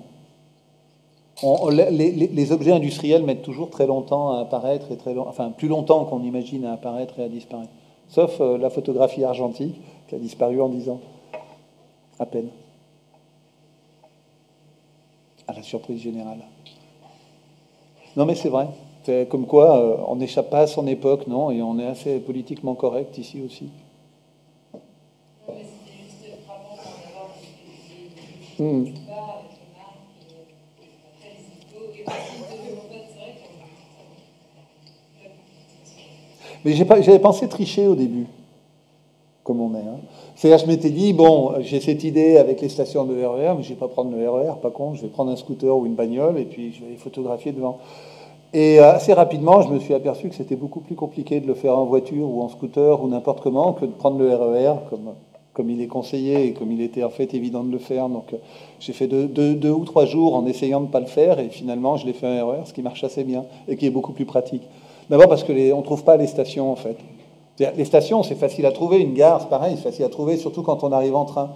Mais si vous arrivez en voiture, la gare, elle devient nettement plus difficile à trouver. Mais si vous avez 10 ou 15 gares à trouver dans la banlieue par jour, ça devient juste l'enfer. Donc j'ai pensé tricher, tu vois, comme en bon natif des années 60. Et finalement, rattrapé par l'histoire, j'étais obligé de me munir j'ai oublié le nom, d'un Navigo, enfin d'une espèce de passe super magique qui permet d'aller partout. Et c'était très rapide. Moi j'ai une question sur le plan voisin, parce qu'il y a je trouve assez, oui le sien, je trouve assez fascinant d'imaginer une suite de quelque chose qui n'a pas eu lieu. Et comment comment on peut structurer, enfin, comment on peut se structurer une pensée de quelque chose qui n'a pas eu lieu en fonction, en étant 40 ans plus tard, en étant, quand je dis 40, c'est 70 ans, voilà, la vache. Plus d'un demi-siècle plus tard, et je sais pas, j'aurais du mal, par exemple, à donner une suite à toutes les autres utopies, toutes les autres qui ont lieu, parce que, et en fait, c'est quelque chose qu'on peut dérouler, on peut le faire avec toutes les utopies urbaines qui ont été construites. Oui, ce qu'il y a de curieux avec ces projets qui n'ont pas eu lieu, c'est que, d'une certaine manière, ils restent au futur. C'est-à-dire que le futur, c'est justement ça, en fait. C'est des choses le futur, c'est ce qui va venir. Et donc ça, comme c'est pas venu, ça continue à venir d'une certaine manière. C'est-à-dire, le futur, c'est ce qu'on appelle le futur, enfin, bon, en dehors du présent de demain, qui est lui aussi le futur, mais qui est en fait du présent qui va arriver. Le reste du futur, c'est nous qui le projetons. On va faire ça, on va faire un bâtiment, on va tracer une rue, on va inventer un objet, la médecine va faire des progrès, etc., etc. Je vais rencontrer quelqu'un de bien. Tout ça, c'est du futur. Et donc, c'est quelque chose qu'on projette à partir du présent, qu'on projette vers l'avenir. Et ce qui me frappe avec ces choses-là, c'est des choses projetées. Peter Cook, enfin le plan voisin, Peter Cook, mais qui atterrissent pas, qui retombent pas, quoi. Donc, ils ne viennent pas du présent. Et donc, s'ils ne viennent pas du présent, et que c'était du futur, c'est qu'ils restent du futur. C'est du futur qui vole à côté de nous, et donc qui demande qu'à tomber, ou qui en tout cas peut être relancé d'une certaine manière, peut poursuivre en fait son trajet. Pour moi, c'est pas très important que ça soit fait ou pas. En fait, honnêtement, ça m'indiffère d'une certaine manière que les objets soient faits ou pas, dès lors qu'ils sont pensés, dès lors que l'idée existe, quoi, enfin qu'elle a un support, une parole, des phrases, des images, etc. Dès lors que la pensée est exprimée, dès lors que l'idée existe comme ça, pour moi, l'objet existe. Il a déjà la puissance du réel, en fait. Et le fait qu'il soit fait ou pas fait est pas déterminant du tout. Est-ce que tu aurais... si à un moment donné, je me place dans une fiction, évidemment, tu as produit une image, et tu trouves un maître d'ouvrage blindé, et qui te dit on réalise. Ça doit pas arriver. Non mais tu sais, il doit y avoir des choses comme ça qui chassent le maître d'image, le maître d'ouvrage blindé. Rien. Je m'en fous de ce qu'il fait le maître d'ouvrage. Non mais si on te dit voilà, parce que par exemple Brancusi, il a fait sa colonne sans fin, et il y a eu un maître d'ouvrage à New-Yorkais qui lui a dit à un moment donné, je le prends, je vais le faire. Et qu'est-ce qu'il a fait? Comment? Qu'est-ce qu'il a fait? En fait, il a refusé, ça a capoté parce que, évidemment, la structure du bâtiment perturbait complètement la ligne de la colonne sans fin, et donc ils ont arrêté le projet, ça ne l'a plus, il a rendu le fric, et ça s'est pas fait. Non, mais je crois qu'effectivement, dans les projets, enfin, on le voit, enfin, moi, je l'avais vu avant, pas en... C'est savoir, voilà, si, à un moment donné, il y a Vital Arcelor, qui te dit, voilà, ça, j'ai envie qu'on fasse. C'est pas le même travail. Moi, je veux dire, j'ai fait ça pendant 10 ans, donc en travaillant dans l'industrie automobile, donc un travail dans lequel il y avait un commanditaire qui me disait, bon ben voilà, ça on va le faire. C'est pas le même travail en fait. Faire un projet, c'est-à-dire faire en sorte qu'un projet aboutisse, c'est un travail qui est un travail de négociation, d'abord entre le commanditaire et le commandité, mais aussi de négociation avec le réel pour faire en sorte que que la construction approche un peu de ce qu'était l'idée.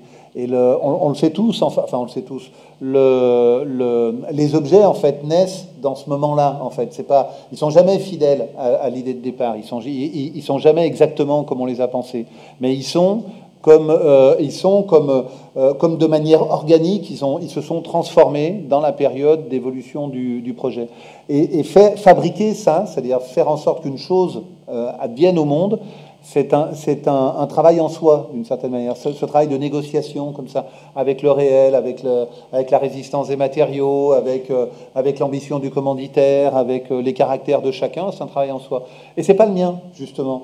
Ce qui caractérise le travail d'un artiste, c'est l'inverse de tout ça. En fait, c'est un travail qui est relativement solitaire, qui suppose relativement peu de moyens, qui est d'autant plus indépendant que les moyens sont faibles. C'est ce que, me semble-t-il, les artistes oublient souvent en lorgnant toujours du côté des génériques de films et en imaginant que les grandes œuvres se font à partir d'un grand nombre de collaborateurs. En réalité, l'histoire de l'art du XXe siècle, en fait, ne montre que l'inverse. C'est-à-dire qu'à l'inverse, on ne fait jamais rien qu'on ne fasse seul. On ne produit jamais aucune idée importante ou intéressante qu'on ne fasse seul dans une économie pratiquement domestique. En réalité, moins on a besoin des moyens des autres, et plus on est indépendant dans l'expression de ces idées-là. Donc mon travail à moi, en fait, on pourrait penser comme ça, qu'il pourrait être tourné, parce que je joue toujours avec cette caractéristique à la fois du faisable, avec des images qui sont assez proches, des images de prévisualisation, de choses possibles, etc. Mais je le fuis constamment. C'est-à-dire que si on m'en parle, je dis super, et je vais vite faire autre chose. Mais sans même y penser, hein, c'est pas une vraie stratégie. C'est qu'il y a des artistes qui sont venus sur le champ du construit, sur le champ de l'architecture et de l'urbain, et qui ont fait, je pense, il y a eu toute une série d'exemples comme ça, qui sont des vocabulaires architecturaux et urbains complètement différents du tien, mais qui ont abouti des choses dans le bâti, et donc voilà, c'était ma question pour savoir. Non, si toi tu es sur ce champ. Je crois que le travail a plus de puissance, c'est pas le mot juste, mais a plus d'effet que s'il en reste à ce qu'il est, en fait. Quand par exemple j'ai rencontré Algeco j'ai rencontré Algeco assez tôt avec le Link City, mais vraiment par hasard, c'est un groupe de prospective qui nous avait mis en relation. Et la seule chose que j'ai fait, en fait, c'est les autoriser à utiliser mes images pour leur campagne interne, en fait, de communication, et le PDG a acheté une pièce. Voilà. Algeco t'avait proposé de travailler avec eux? Oui, ils en parlaient. Non, ils m'ont pas proposé de travailler avec eux. Ils n'ont pas besoin de moi pour avoir des idées. Ils en ont déjà. D'ailleurs, c'est eux qui les font. Donc, ils n'ont pas besoin de... Non. Est-ce que ta tournure d'esprit pourrait amener chez Algeco une autre manière d'entrevoir Non, ce que ça a amené, ça leur a ouvert l'esprit sur leur propre pratique, en réalité. C'est-à-dire que ce que ça a fait chez eux, ça leur a... Quand j'ai rencontré Algeco, le PDG se plaignait en disant que le nom Algeco rentrait au dictionnaire. Et ils étaient en train de faire une démarche auprès de l'Académie de France pour qu'Algeco ne devienne pas synonyme de baraque de chantier. Parce qu'ils trouvaient ça péjoratif. Et parce que les noms en haut en France finissent toujours par devenir des marques. C'est comme ça, en fait. Vous n'avez pas remarqué, mais en français, quand on coupe un mot, on le coupe sur un O. Tous les mots sont coupés sur des O. Mais quand il n'y a pas de O, on en rajoute, comme mécano ou des choses comme ça. Mais tous les noms de toutes les marques qui ont des O finissent en noms génériques, comme vélo, auto, etc., moto, enfin, tous ces trucs-là. Frigo, enfin, etc., etc. Et donc Algeco, il se sentait très mal barré avec ça, parce qu'il ne voulait pas devenir un fabricant de baraques de chantier. En plus, c'était le terme, je ne me rappelle plus quelle était la définition, ça commençait par baraque de chantier, ça se terminait par truc inconfortable et mal foutu. Enfin, tu vois, c'était pas à ce point-là, parce que c'était plus lettré comme définition, si tu veux, mais il la sentait assez mal. Et pendant une demi-heure, on avait chacun une projection, et pendant une demi-heure, les arguments donc du PDG était de dire on fait pas que ça, en fait. D'accord, on fait les Algeco, c'est-à-dire ces objets que vous voyez partout, mais on fait énormément de préfabriqués que vous voyez pas. Et par exemple, on a fait une cité universitaire à Nantes, par exemple, on fait la moitié, ou peut-être même plus, des restaurants McDonald's. C'est nous qui les fabriquons, en fait, c'est des Algeco, mais vous le voyez pas. Voilà, et on arrive donc très bien aujourd'hui à cacher le modulaire. Et donc moi, je me pointe derrière avec mes diapos pleines d'Algeco Lego multicolores et très insouciant comme ça, très joyeux, très proche de l'enfance. Et ça, pour lui, ça a été vraiment une surprise que ces objets-là, que lui-même considérait comme des baraques de chantier inconfortables, puissent être quelque chose d'autre. Et c'est pour ça qu'ils m'ont demandé ces images dans un premier temps pour faire de la communication interne. Donc, en fait, même s'ils n'ont jamais pensé les construire, je crois que les images, en fait, ont activé leur regard, en fait. Et je pense qu'une des fonctions, enfin, la fonction, enfin même, je crois que l'art, c'est ça, et ce n'est que ça. C'est-à-dire, ça ne peut pas améliorer le réel, ça ne peut pas changer les choses dans la ville, mais ce que ça peut faire, en réalité, c'est ouvrir des espaces symboliques, qui permettent aux consciences de s'appuyer sur des images. ou sur des objets. Voilà, c'est ça. C'est-à-dire ça rend pas les gens intelligents, mais ça donne des images ou des objets sur lesquels l'intelligence peut commencer à travailler. Voilà, ça sert à ça. Et si par hasard on y arrive, c'est quelque chose de juste miraculeux pour prendre. Non, mais c'est vrai, quand par exemple avec les plugs, j'avais des amis ou mon galeriste ou des commissaires d'expo, des trucs comme ça qui, dans les années 2000, m'appelaient en me disant ah, j'ai vu un chantier, tu aurais vu, wow, on aurait dit ton truc, etc. Tu vois, pour un truc aux Champs-Élysées ou n'importe quoi. Là, il y a quelque chose qui s'est passé. C'est pas tellement qui se rappelle de mon travail, mais c'est que mon travail aura une influence sur son regard. C'est-à-dire tout d'un coup, quelque chose qui était une horreur dans la ville devient quelque chose de joyeux. Et là, il y a une sorte de miracle, en fait, de ce qu'est notre activité. Donc, en fait, pourquoi aller les construire pour de vrai? Alors qu'on a ça, qui est vachement plus génial. Non, enfin... Oui, pardon, je suis super bavard. Il faut me couper, parce que sinon...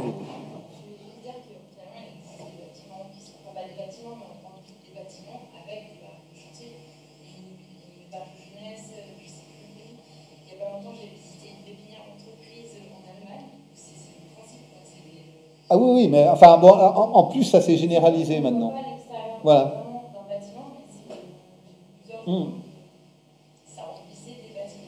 Oui, complètement. C'est de ça dont ils étaient super fiers. D'arriver à faire que ça se voit pas en plus. Bon, enfin, c'est aussi amusant quand ça se voit. Moi, j'ai une question ou une remarque à faire. C'est-à-dire, il y avait beaucoup de choses. Ça ne recouvre pas ce que je retire de la présentation parce qu'il y avait énormément de points. Et disons, une chose quand même qui m'interroge, c'est le fait que tu fais ce travail essentiellement, je ne parle pas de la dernière partie, je parle du travail d'Archicrave et le travail de Corbusier, sur des projets qui sont des fictions et qui sont des attitudes politiques radicales à un moment donné, qui ont marqué la réflexion sur la ville. C'est-à-dire, tu travailles sur quelque chose qui est une utopie.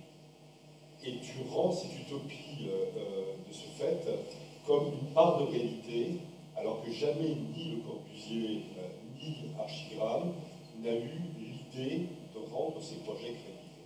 C'est sûr? Absolument, oui. C'est clair. Moi, j'ai toujours un doute. Mis à part, je tiens à dire une chose quand même, parce que c'est quand même très important, au moins pour la mémoire de Le Corbusier. Quand Le Corbusier fait le plan voisin, il est français, pas suisse. C'est très important parce qu'il a écrit beaucoup, il a aussi beaucoup parlé. Tu as parlé beaucoup de son projet.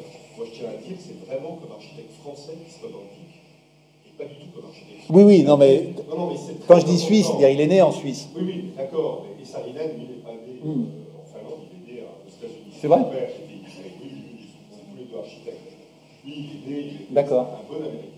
Voilà, à propos de l'Arche de Saint-Louis. C'est important, parce que il y en a, ils ont des noms avec des O, des N, des trucs comme ça, et après, ils n'ont pas forcément la nationalité de leur pays. Et donc, Saarinen aussi fait un projet très, très américain. Non, mais attends, je finis ma oui. C'est cette idée, je m'imagine, parce que je suis déjà amusé à faire ça, on prend l'utopie de Thomas More, on dessine une ville, on dessine les 50 villes, et puis là-dessus, on continue à raconter l'histoire, et on se passe de l'utopie pour en faire quelque chose de réel. Il y a quelque part, quelque chose qui me surprend par rapport à cette idée d'utopie, c'est-à-dire que normalement, on est censé savoir que quand Le Corbusier fait ça, il fait un acte très fort pour sensibiliser les gens. La théorie de la table rase, c'est quand même pas quelque chose qui est vain. Je ne pense à aucun moment que Le Corbusier ait pensé, et je ne suis pas le principe défenseur de Le Corbusier, mais j'en suis convaincu. Il n'a jamais pensé à péter la moitié de la rive droite de la Seine à Paris pour faire ce projet. Il l'a fait pour dire qu'à un moment donné, il y avait une urgence de se poser des questions urbaines qui étaient modernes. Et qu'on ne pouvait pas avoir la ville la plus représentative de France, la capitale, dans une situation déjà de quasi-muséographie, ça a quand même donné le quartier de la Défense au bout d'un moment. J'essaie de me poser la question à quoi correspond cette démarche qui s'accroche sur l'utopie formelle. Et puis l'autre, c'est que par rapport à la question d'Archigram, les algécos, disons les containers qui sont mis en place, ne sont pas des plugs. Ce sont des choses qui ne se posent qu'en se superposant les uns au bord des autres. Algeco n'a pas inventé encore un système qui permet de se fixer un portefeuille. Non, puis ils ne sont pas prêts de le faire. Mais non, ils ne sont pas prêts. Ils ne savent pas ça, mais... Algeco, c'est jamais que la dérive d'un container qui est fait pour être sur un bateau ou sur un train et qui s'empile pour fabriquer après toutes sortes de projets alternatifs, on est d'accord? Non, mais le projet de Peter Cook, d'ailleurs, ne prévoyait pas de les poser sur autre chose que sur une structure idoine. Donc, bon, de toute façon, de ce point de vue-là, c'est la même chose. Cela dit, bon, le Corbusier, je ne sais pas, parce que je ne l'ai pas rencontré, mais je suis sûr de Peter Cook que j'ai rencontré, donc, pour faire une conférence commune à Berlin. Et là, ce qui m'a vraiment surpris avec Peter Cook, il a accepté de faire cette conférence parce qu'il a remarqué que mes dessins, que dans mes dessins, en fait, je faisais attention à ce que les choses aient l'air d'être faisables, entre guillemets.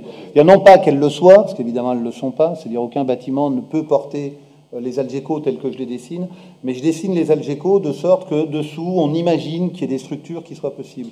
Et ça l'a rassuré, en fait. Et j'ai compris pendant la conférence, et je projette après ce que j'ai perçu de l'attitude et de ce que disait Peter Cook sur le Corbusier, qu'en réalité, c'est beaucoup plus ambigu qu'on l'imagine. C'est-à-dire qu'on veut que ça soit conçu comme des utopies. Moi, je pense que c'est pas conçu comme ça. Je pense qu'en réalité, dans l'esprit de Le Corbusier dans les années 20 et dans l'esprit de son commanditaire, donc Gabriel Voisin, et lui, je le connais beaucoup mieux, je connais beaucoup mieux son travail que celui de Le Corbusier. C'est un fabricant d'avions et d'automobiles et que c'était mon métier, donc je vois mieux sur quoi ça s'appuie. Je pense qu'en réalité, ils y pensaient véritablement. C'est-à-dire que c'est pas des modèles théoriques. Un modèle théorique, c'est une île. C'est effectivement quelque chose qui est n'importe quoi, avec une monnaie et qu'on invente comme ça. Mais le Corbusier, en fait, c'est techniquement faisable, ce qu'il propose. Et Peter Cook, en fait, c'est techniquement infaisable. La preuve, c'est quand il essaye dans les années 80, c'est beaucoup moins intéressant, ou même 90 ou même 2000, c'est beaucoup moins intéressant que les dessins qu'ils faisaient. Mais je crois qu'ils y croyaient un peu quand même. C'est-à-dire qu'ils espéraient que ces dessins-là allaient servir en fait d'étincelles qui allaient mettre le feu à la brousse et que ces trucs-là allaient vraiment venir. C'est-à-dire qu'en réalité, ce qui m'a surpris dans notre rencontre, c'est que lui était super content que d'une certaine manière, je trouve une manière de le rendre faisable. Non, mais on est d'accord. La question, c'est bien de travailler. Mais c'est pas des utopies. Oui, mais on ne va pas faire. C'est bien que quand il construit Chandigarh, Le Corbusier, il ne fait pas du tout un plan comme ça. Donc il fait la théorie des 7 voies. Donc ce qui est intéressant, c'est qu'on parle de ce plan. C'est 40 ans après.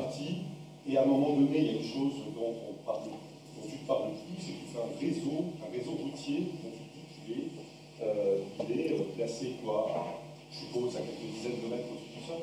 Ce réseau-là, je ne sais plus combien. Enfin, tu ne vas pas dire de bêtises, je dis plus 2, 3, mais je ne sais plus. Mais il est haut.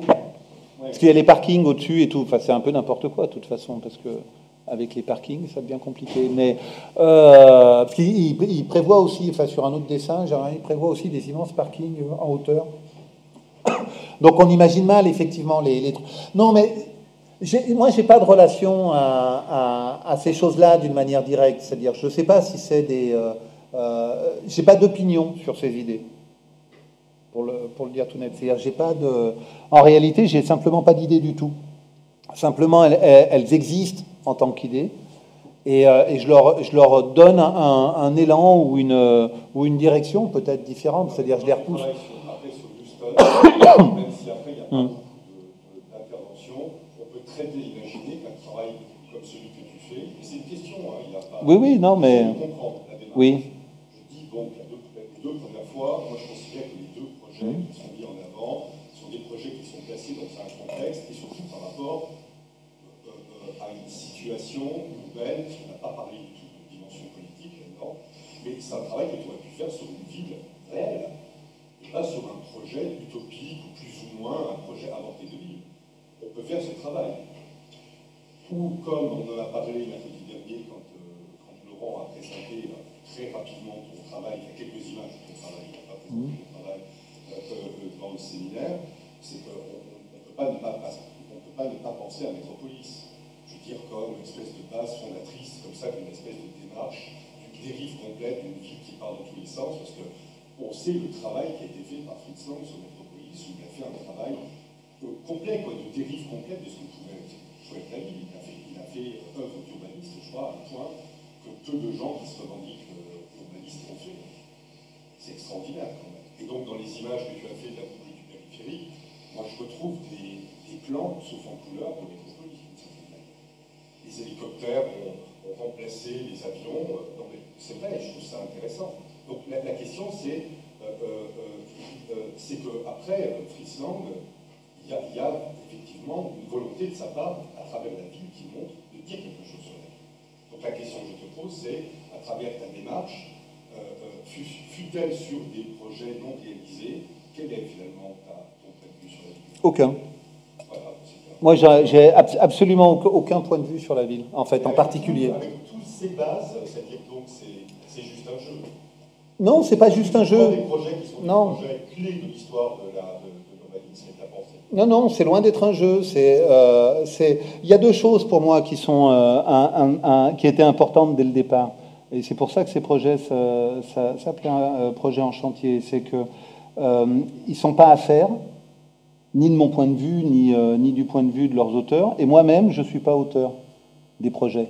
C'est-à-dire, en fait, simplement, je réactive des projets qui préexistent. C'est-à-dire, c'est un travail qui est fait sans imagination et sans idée, et en plus sans opinion. D'accord. Mais non, c'est vrai. Excellent. Est-ce que c'est une position Non, non. T'as pas pris des centaines d'heures à composer des trucs, à faire toute cette théorie. C'est un passe-temps assez confortable en réalité.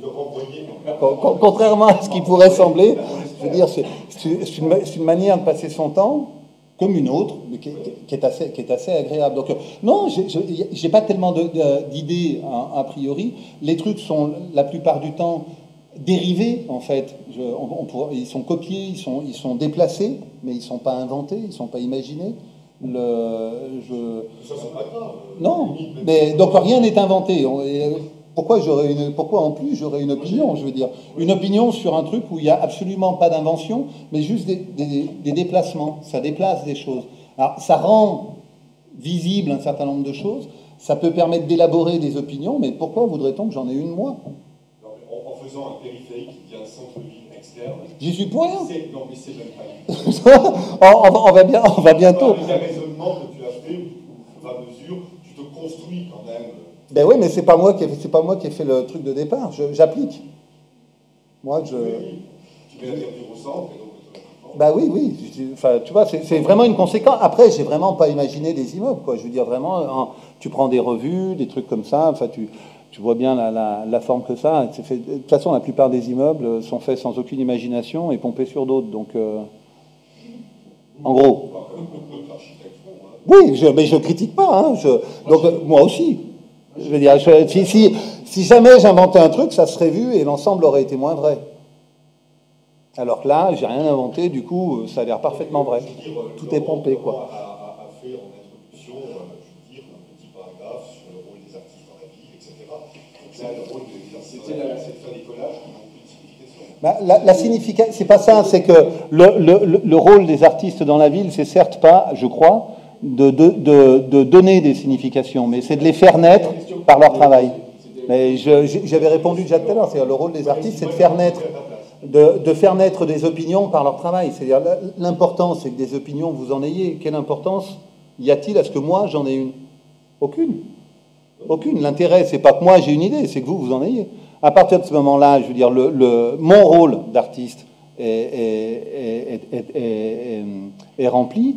Et de toute façon, comme c'est vous ou nous qui allons faire des choses plus tard, c'est important que les idées soient là. Mais pourquoi on voudrait que moi, je sois une sorte de messie qui ait des idées avec des messages à faire passer? J'ai aucune raison de faire ça. Pas des messages à faire passer sur la ville de demain, mais sur l'idée que tu as de la ville. Mais pourquoi? Quand Cézanne peint des paysages, on ne demande pas d'avoir une idée sur l'évolution de la ville. Mais d'ailleurs, on ne sait pas s'il en avait une. Il n'en avait peut-être pas, mais par contre... Mais nous, on en a. C'est ça qui est important. Donc l'artiste fabrique, constitue des espèces d'artefacts sur lesquels, finalement, ce qui est important, c'est que les autres... Ben oui, des espaces symboliques qui servent, en fait, qui sont les étais des réflexions. Mais même ça, je ne l'ai pas inventé. Hein. C'est une impression, mais je crois que c'est tout en... Oui, pardon, parce qu'il y a derrière vous un étudiant qui lève la main, mais on est tellement pris par la conversation. Pardon. Mais je sais pas, en fait, pour rebondir sur ce que vient de dire M. Bexotti, je trouve quand même, vous ressemblez un peu à vos hélicoptères qu'on voit sur les images à Houston. Finalement, vous êtes là, vous incarnez un peu cet œil aiguisé, artistique, tout ça. Comme vous disiez, FBI, peut-être même la rescousse, vous savez. Mais finalement, les hélicoptères à Houston font rien. Ils sont là, ils sont derrière, ils passent. Ouais, je suis pas architecte, moi. Donc en fait, c'est pour ça que Comme si les architectes qui faisaient la salue cette démarche. Non, mais en tout cas, ils y croient. Oui, oui. Ça donne aussi, enfin, quelque part, c'est des outils, puis c'est un peu une boîte à outils, mais je vois surtout là un support à la réflexion, et moi je rejoins M. Bexotti par rapport au plan voisin, là, à Paris, à mon avis, c'était surtout le moyen de réfléchir. En fait, c'est une zone qui est délimitée et qui soulève un certain nombre de sujets qui finalement. Là, il peut y avoir débat là-dessus, parce que moi je ne suis pas d'accord. Je pense qu'il voulait le fabriquer. Je pense qu'il voulait le faire. Bien sûr. Vous avez la même démarche, en fait, ça peut être. Non, mais c'est sûr que les hélicoptères, on les voit jamais rien faire. Et si j'avais voulu que les hélicoptères fassent quelque chose, je l'aurais dessiné. Il n'y avait rien de plus simple. C'est-à-dire, si je voulais à un moment donné concrétiser, c'est ce que disait, c'est la question qui m'a été posée. C'est-à-dire, un certain nombre de ces choses-là à concrétiser, c'est pas tellement difficile à faire. Je veux dire, effectivement, j'aurais pu travailler avec Algeco et leur demander de faire un essai, ou etc., etc. Mais loin de moi une idée comme ça. Loin de moi une idée, un dessin qui permette de comprendre un jour si un hélicoptère pose ou enlève un Algeco. Loin de moi l'idée de voir que les choses soient constructibles, en fait. Il faut bien, enfin, c'est quelque chose qui nous sépare véritablement les uns les autres.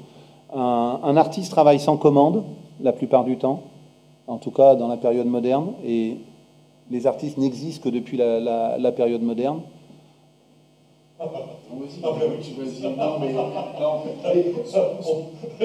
Bah oui, si, c'est vrai. Avant, c'est des artisans, mais bah oui. Bon, enfin bref, c'est un métier qui apparaît tardivement dans l'histoire de l'humanité. Avant, c'est autre chose. Avant, c'est des décorateurs. C'est nous qui projetons sur eux ce qu'on imagine qu'ils ont été. Et d'autant plus qu'en fait, l'histoire est inventée en même temps, comme discipline. Bref.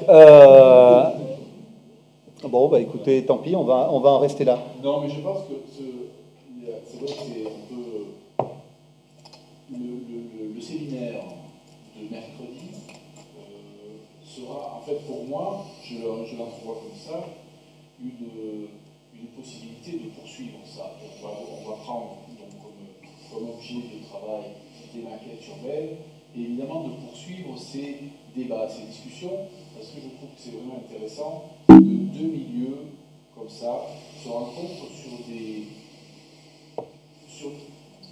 des choses sur lesquelles les idées sont parfois souvent arrêtées. Donc l'idée c'est de les débloquer, les idées, pour que les esprits puissent se croiser. Moi je trouve ça important, c'est quelque chose qui m'intéresse, c'est pour ça que ça m'intéresse d'avoir l'avis là en l'occurrence d'Alain. Il y a d'autres artistes qui peuvent être concernés par le sujet, et ça serait bien évidemment de croiser ces idées-là, parce que j'ai l'impression que ces visions, qui sont a priori, dont lui ne veut pas de continuité, peuvent avoir à un moment donné une influence sur peut-être la vie sur les gens qui ont 20 ans maintenant et qui dans 30 ans en auront 50. Voilà. Donc, moi je trouve que là, il y a des choses qui doivent se croiser et qu'on doit se faire se croiser. Et que, évidemment, là où c'est intéressant, c'est quand on se contredit et qu'on n'est pas d'accord. Alors, on va arrêter parce que sinon on va. Non, mais en fait, on n'a pas évoqué juste une chose, c'est pourquoi, a priori, non, mais Jacques, même par rapport à la les deux seuls interlocuteurs qu'il pourrait avoir qu'on oppose, c'est d'un côté les artistes et de l'autre les architectes. Mais où est-ce qu'on a vu que c'est les architectes qui faisaient la ville? Je ne sais pas, moi, on en parlera mercredi. Jamais un architecte. On en parlera mercredi matin si tu. Parce que c'est les premiers à répondre. Comment? Parce que c'est les premiers à répondre. Ah oui. Ce qui m'a vraiment frappé avec le catalogue des contributions du Grand Paris, c'est à quel point les équipes d'architectes, ce sont des architectes tous, à part une équipe qui était une équipe d'urbanistes, mais tous sont des architectes, et à quel point ils sont rapides à d'abord dénoncer les erreurs des architectes qui les ont précédés, mais en contrepartie de laquelle dénonciation, en fait, ils se proposent immédiatement pour la corriger. C'est-à-dire, je crois qu'il y a un double fait assez étonnant avec les architectes dans la période aujourd'hui, c'est qu'ils ils doivent porter les erreurs de l'architecture moderne, c'est-à-dire des années 60. On leur attribue ça. Enfin, je veux dire, les grands médias les rendent responsables des constructions des années 60, alors qu'on est d'accord, ils en ont une responsabilité qui peut être partagée avec beaucoup d'autres acteurs de la construction et de la ville. Mais eux-mêmes, en fait, se proposent comme les premiers responsables de ces constructions, et pour une raison simple, c'est qu'ils ont bien l'espoir qu'on compte sur eux pour faire autre chose après. Et c'est vraiment ce qui est caractéristique de la contribution du Grand Paris, c'est qu'ils sont tous d'accord pour dire que ce qui avait été fait, c'est de la merde et que c'était mal fait. On se demande vraiment comment et pourquoi. Mais qu'en plus, tous, aujourd'hui, vont faire quelque chose de beaucoup mieux. Et en réalité, ils sont en train, simplement, de se proposer de capter l'essentiel des constructions qui seront faites dans les 10 prochaines années. Donc, il y a la responsabilité, elle vient aussi dans cet état de fait du monde de l'architecture aujourd'hui, qui est prompt à dire oui, nous faisons la ville, simplement c'est le seul moyen de la faire. Merci Alain. On continue à en parler mercredi matin. De toute façon, on en parlera demain, on continue à en parler demain dans le cadre du colloque au Conseil de l'Europe et dans le cadre du séminaire ici, mercredi matin, avec la 4e et 5e année. Demain, c'est d'autres projets en chantier qui n'ont pas de rapport avec le Corbusier et Peter Cook.